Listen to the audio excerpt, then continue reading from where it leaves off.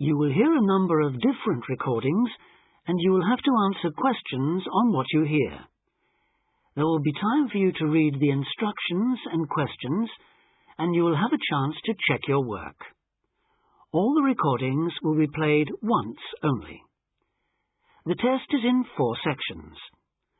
Write all your answers in the listening question booklet. At the end of the real test, you will be given 10 minutes to transfer your answers to an answer sheet. Now turn to Section 1. Test 4. Section 1. You will hear a telephone conversation about opening a bank account. First, you have some time to look at questions 1 to 7.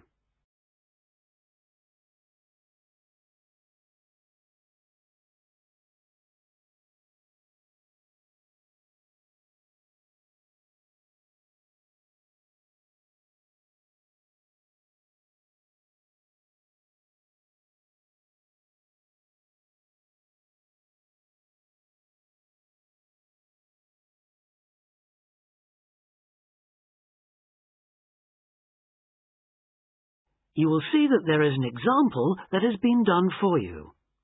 On this occasion only, the conversation relating to this will be played first. Expats Helpline, Terry Davies here. What can I do for you? Hello, Terry. I've been in this country for a while, and I've just been offered a job in the city, so I think I'm going to need to open a bank account. I haven't had one before, so I'm wondering what papers I need. Well, basically you'll need to be able to prove to the bank that you're who you say you are, and that you live where you say you do, okay? Uh-huh. And for some banks, at least, that means you'll have to show them 2 separate pieces of identity. So I'll run through the list if you like. Yes, please. Okay. I'll bring it up on the screen. Let's see. Here it is. Right. The first thing it says is a valid passport. The first document is passport. So passport has been written in for you. Now we shall begin. You should answer the questions as you listen, because you will not hear the recording a second time. Listen carefully and answer questions 1 to 7. Expats Helpline, Terry Davies here. What can I do for you? Hello, Terry. I've been in this country for a while, and I've just been offered a job in the city, so I think I'm going to need to open a bank account. I haven't had one before, so I'm wondering what papers I need. Well, basically you'll need to be able to prove to the bank that you're who you say you are, and that you live where you say you do, okay? Uh-huh.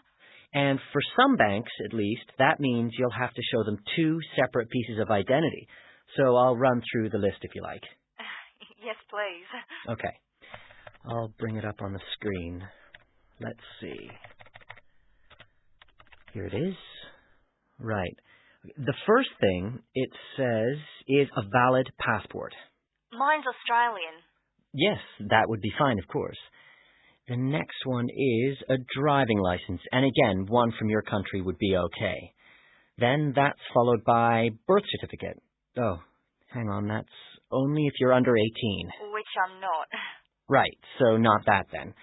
But you can also show them a benefit book. For instance, if you're in ill health, or unemployed, or getting income support. Yes, I could bring that. Or a letter from my employer, maybe?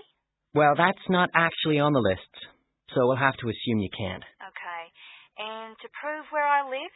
Again, there are several possible things listed here. For instance, you could use a bill for council tax, or something else for where you live, such as an insurance certificate. I've got one of those, somewhere among all my papers. But what about bills? Things like phone bills, I mean. As long as it has your address on it, yes, fine. So a bill for my mobile would do, would it? I'm afraid it would have to be for a fixed line phone. You could use other types of household bill, though, as long as you get them through the post. How about an electricity bill? That'll say where I live, won't it? If it's in your name and not that of a landlord, yes. It is, so I'll probably take that then. There's one other you might want to use, a vehicle registration document. If you have a car or motorbike or something, of course. No, I haven't actually. Now, I believe there's a bank actually inside the commercial centre, and I might open an account there, seeing as how that's where I'll be every day. Yeah, that would seem to make sense. I know people who bank there. I actually read about it in a city guide. My cousin picked it up when he was here a couple of years ago, and I made a few notes. Do you mind if I run through them with you now, just to make sure the details haven't changed? Fine, go ahead. Okay, first question. It's still a branch of the popular bank, is it? The one with links to Australian banks? No, it's actually been taken over by another big banking group, the Savings Bank. It still seems quite popular, though, especially with people doing business in the Asia-Pacific area. And when is it open, Monday to Saturday? I'll have to check their website for that. Give me a second or two, will you? Sure. Right. I've got it. Customer service, and it's just weekdays, I'm afraid. Does it say what their business hours are? I'm just looking for that. It's on a different page for some reason. I think there's been a change at some banks in the last year or so. Yeah, here it is. It's open from 9:30 in the morning till 3:30 in the afternoon. And it's on the top floor of the main centre building, is it? Next to the travel agency? That's where it used to be, but they've since moved it to a slightly bigger place. It's on the ground floor now. Oh. And one last thing on this. I know most banks give incentives to young people to open accounts with them, but apparently this one didn't. Do you know if they're offering anything these days? I'll just check. I'm sure they'd say so on their new clients page if they were. No, there's nothing mentioned here. That's a pity. I was quite looking forward to getting my free gift. Before you hear the rest of the conversation, you have some time to look at questions 8 to 10.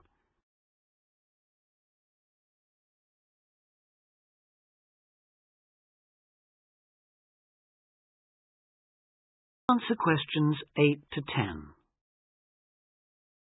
There are plenty of other banks within walking distance, you know. It may be worth shopping around to see what they've got to offer. Longer opening hours, including Saturdays, perhaps less crowded. Can you tell me how to get to a couple of them? I know where the commercial centre is, so that's probably my best starting place. Sure. For the Royal Bank, you need to turn left when you leave the centre, go along Market Street past the post office, and turn left up Bridge Street past the Shaw Theatre. Then you take the first right. You'll see an internet cafe on the other side, and the Royal is just a bit further along on the right, directly opposite the Park Hotel. Okay, I've got that. What about the Northern Bank? For that one, you turn right as you come out of the centre and go along Market Street until you come to the junction with West Street. There you turn right again and carry on up as far as the next junction where you take a left. You'll see the bank from there. It's the third building on the right. Fine. And the last one, the National Bank? You can go either way from the centre, really. Up West Street or Bridge Street and then along past City Hall. The bank is on the other side of the road, right next to the tourist office. You can't miss it. Great. Thanks a lot for your help. Anytime. Bye. Bye. That is the end of section 1. Test 4, section 2. You will hear an extract from a talk about employment interviews. First, you have some time to look at questions 11 to 14.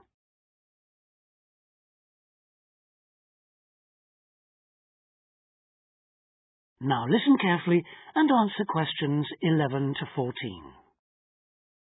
Today I have with me Sandy Richardson of the local Workforce Center, and she'll be talking about that critical step towards the goal of employment, the interview. Sandy, what is an interview for, and what's the best way to approach it? A job interview is simply a meeting between you and a potential employer to discuss your qualifications and see if there is a fit. The employer wants to verify what they know about you and talk about your qualifications. If you have been called for an interview, you can assume that the employer is interested in you. The employer has a need that you may be able to meet, so it's your goal to identify that need and convince the employer that you're the one for the job. As everyone knows, interviews can be stressful, but when you're well prepared, there's no reason to panic. Preparation is the key to success in a job search, and you can begin by collecting together all the documents you may need for the interview, such as extra copies of your resume, lists of references, and letters of recommendation. You could also take some work samples, selecting from what you have designed, drawn, or written, for instance. And make sure you have a pen and pad of paper for taking notes. The next step is to find out about the post. The more you know about the job, the employer, and the industry, the better prepared you will be to target your qualifications. Always request a job description from the employer and research employer profiles at the Chamber of Commerce or local library. You could also try to network with people who work for the company or with employees of companies associated with it. The next step is to match your qualifications to the requirements of the job. A good approach is to write out your qualifications along with the job requirements. Think about some standard interview questions and how you might respond. Most questions are designed to find out more about you, your qualifications, or to test your reactions in a given situation. If you don't have any experience or skills in a required area, think about how you might compensate for those deficiencies. Before you hear the rest of the talk, you have some time to look at questions 15 to 20. During an interview, it's important that you be yourself. Get a good night's sleep and plan your travel to be there in plenty of time so that you're not arriving out of breath with 30 seconds to spare. Don't, though, present yourself for the interview too early, 10 minutes at most. In the interview, listen carefully to each question asked. Take your time in responding and make sure your answers are positive. It's important to express a good attitude and show that you're willing to work, eager to learn, and are flexible.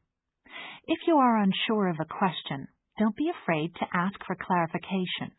In fact, it's sometimes a good strategy to close a response with a question for the interviewer. In general, focus on your qualifications and look for opportunities to personalize the interview.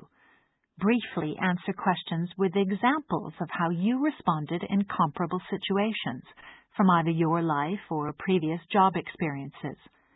Something you should avoid are yes or no responses to questions, but don't dwell too long on non-job related topics. Use caution if you are questioned about your salary requirements.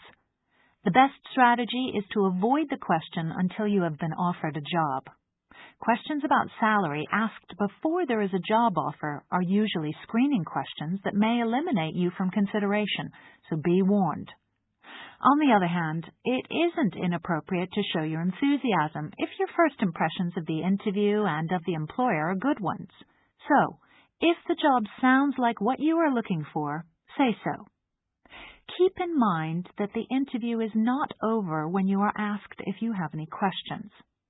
Come prepared to ask a couple of specific questions that again show your knowledge and interest in the job.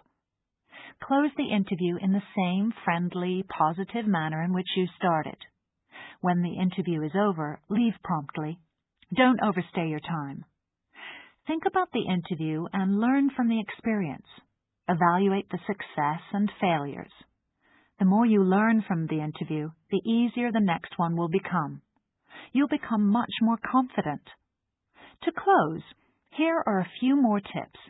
First, maintain good eye contact throughout the interview and be aware of nonverbal body language.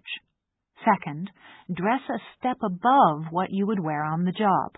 Go to the hairdressers, have a shave, etc. Remember that your appearance is a key indicator of whether you have the right attitude, so it can pay to give some thought to how you look. And finally, don't be a clock watcher. That is the end of Section 2. Test 4. Section 3. You will hear a tutor and some students discussing choosing courses at a college. First, you have some time to look at questions 21 to 24.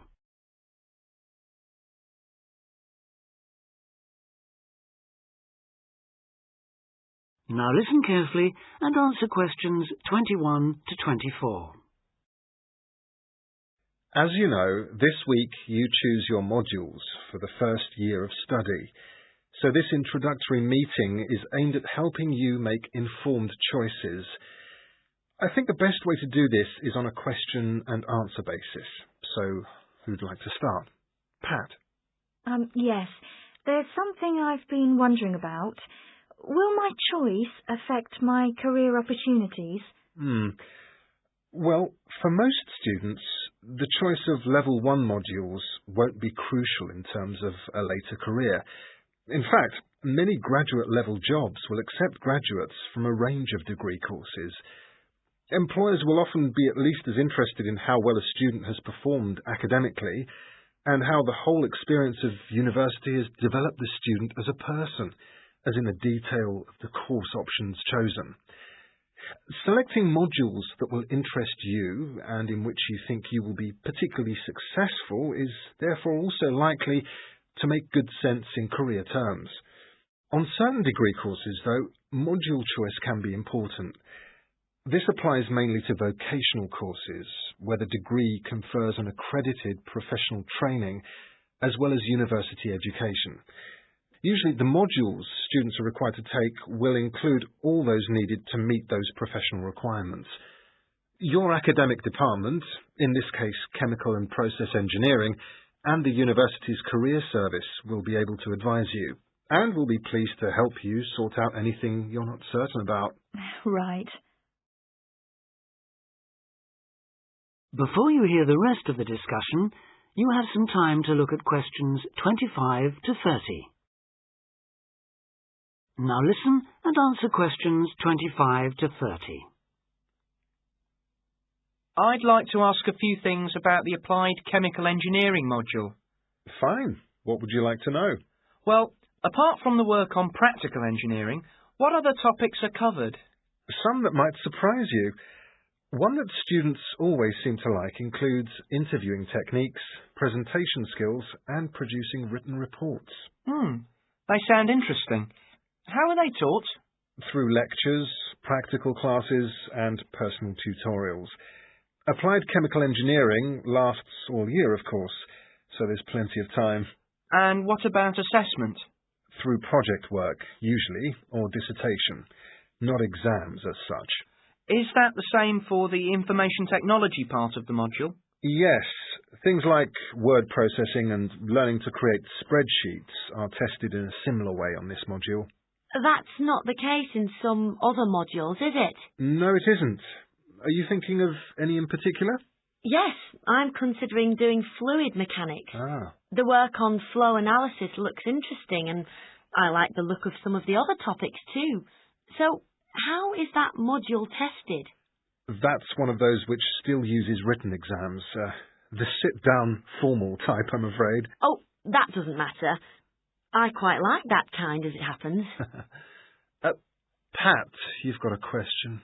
Yes. I was wondering about Science 1 in Chemical Engineering. How is that organised? It's a bit different from other modules, isn't it? Yes, it aims to give the necessary basis of physics and biology for those students who haven't studied the relevant subjects at A-level or equivalent. In practice, it means that students who have already studied physics are excused the physics lectures, while those who've done biology are exempt from attending the biology lectures.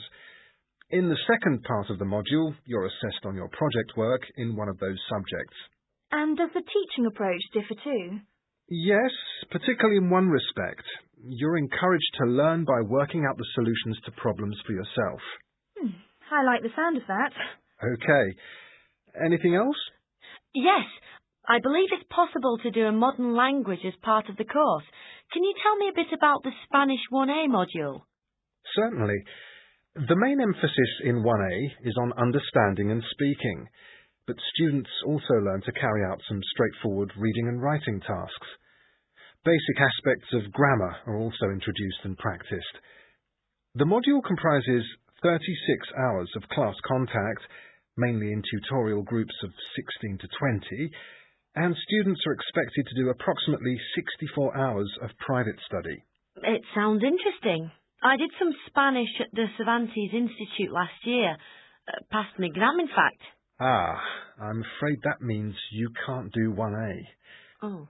The regulations say this module may not be taken by students with a qualification in Spanish, though you could do 1B. That is the end of section 3. Test 4. Section 4. You will hear part of a lecture about a crater in Australia. First, you have some time to read questions 31 to 40. Now listen carefully and answer questions 31 to 40. Lake Acraman in South Australia is Armageddon for the purist. No other meteorite impact on Earth has stamped the surrounding rocks with such an abiding, unequivocal geological record of collision, earthquake, wind, fire and tsunami, the giant waves formed by major Earth movements. The story it tells is elemental, without dying dinosaurs or even Bruce Willis to complicate its simple message of destruction. First, the numbers. About 590 million years ago, a rocky meteorite more than 4 kilometres across and travelling at around 90,000 kilometres an hour slammed into an area of red volcanic rock about 430 kilometres northwest of Adelaide. Within seconds, the meteorite vaporised in a ball of fire, carving out a crater about 4 kilometres deep and 40 kilometres in diameter, and spawning earthquakes fierce enough to raise 100-metre-high tsunamis in a shallow sea 300 kilometres away. Ancient, stable and unglaciated, the bedrock of Australia preserves some of the most photogenic impact craters in the world. Acraman is not one of them. 500 million years of erosion has taken its toll. A salt pan surrounded by low hills is all that remains to mark the site of the cataclysm. The true nature of the place dawned on geologist George Williams of Adelaide University in 1979. Gazing at a sheaf of newly acquired satellite images, he saw the small circular shape of Lake Acraman surrounded by a ring of faults and low scarps 40 kilometres across, and an outer ring twice this size. A year later, he made it to the site. On islands near the centre of the lake, Williams found bedrock shattered in a conical pattern that experts consider a sure sign of a meteorite impact. Except for a crater, which had long since eroded, the area was a textbook example of an impact site. In 1985, further intriguing evidence turned up. Vic Gostin, another Adelaide geologist, had been studying a thin band of fragmented red volcanic rock in 600 million-year-old shale in the Flinders Ranges, more than 300 kilometres east of Acraman. To his bewilderment, the volcanic chunks turned out to be 1 billion years older than the shale. Where had they come from? Comparing samples, Gostin and Williams found that their rocks were identical. The red rock in the Flinders Ranges had been blasted there from Acraman. Later, the same material turned up at sites 500 kilometres from Acraman.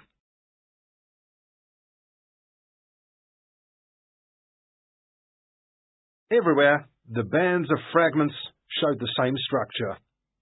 Coarse pebbles at the bottom, then a cocktail of silt and sand, then layers of increasingly fine sand, distorted on top into a wavy, scalloped pattern. These layers also show, step by step, how the meteorite transformed the floor of an ancient sea, hundreds of kilometres away, according to Malcolm Wallace of Melbourne University. First came the earthquake. Travelling at about 3 kilometres a second, shock waves arrived offshore within a minute or two of the collision, stirring up the water with clouds of silt as the seabed shook. Then shattered rock from the explosion arrived by air. Pebbles and boulders crashed into the water, reaching a depth of about 200 metres within a minute. One day they would become the lower band of the Flinders Rock.